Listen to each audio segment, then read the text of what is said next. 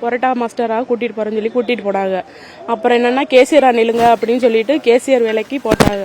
இப்போ என்னென்னா திருட்டு பள்ளியை போட்டிருக்காங்க மேலே 15 லட்சம் நீங்கள் காசு கொடுத்தாவே அவங்க வீட்டுக்காரன் நான் விடுவேன் அப்படின்னு சொல்கிறாங்க. நான் அன்னன்னைக்கு உழைச்சி கஞ்சி வச்சுருக்கேன், நான் எப்படி 15 லட்சம் நான் கட்டுறது?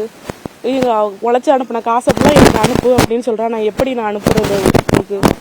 எனக்கு மத்திய அரசு எல்லாம் சேர்ந்துதான் என் புருஷனை விடுவிச்சு எனக்கு கொடுக்கணும்.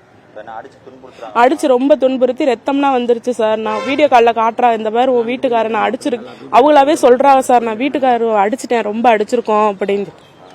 பேசவும்னா முடியல சார். அவங்களுக்கு 15 லட்சம் கட்ட சொல்லியிருக்காங்க சார்.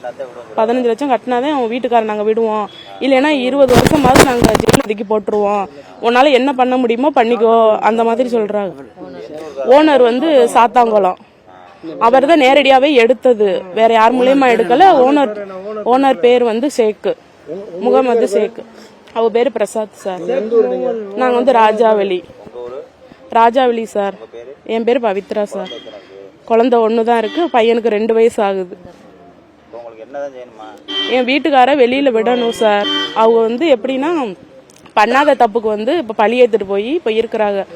15 லட்சம் எப்படி சார் நான் கொடுப்பேன்? அவங்க அனுப்பின காசுல இருந்து எடுத்து கொடுன்னு அவங்க சொல்றாங்க.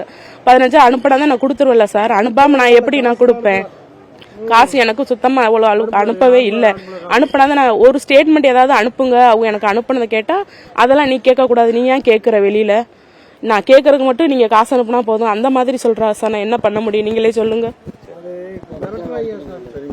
என்ன சொல்றாங்க அப்படின்னா, ஒரு 15 லட்ச ரூபா திருடிட்ட வந்து கூட்டிட்டு போய் வச்சு ஒரு தாக்குறது, மனைவிக்கு வந்து வீடியோ கால் பண்ணி உங்க ஹஸ்பண்ட் அடிக்கிற பாரு, நீ 15 லட்ச ரூபா போட்டு விடு, உடனே பேங்க்ல போயிட்டு எனக்கு செல்ஃபி அனுப்பு, அது பண்ணு இது பண்ணு சொல்லிட்டு ரொம்ப மிரட்டுறாங்க. அதே மாதிரி இவங்களையுமே தகாத வார்த்தையில பேசுறது, அந்த மாதிரி சேக்குங்கிறவர் தொடர்ச்சியா பண்ணிட்டு இருக்காரு. கால் பண்ணி அவர் விழுந்து இந்தியாவுக்கு வர்றதுக்கான நடவடிக்கை எடுக்கணும் அப்படின்னு சொல்லிட்டு கோரிக்கை வைக்கிறாங்க. டேவிட் ராஜா.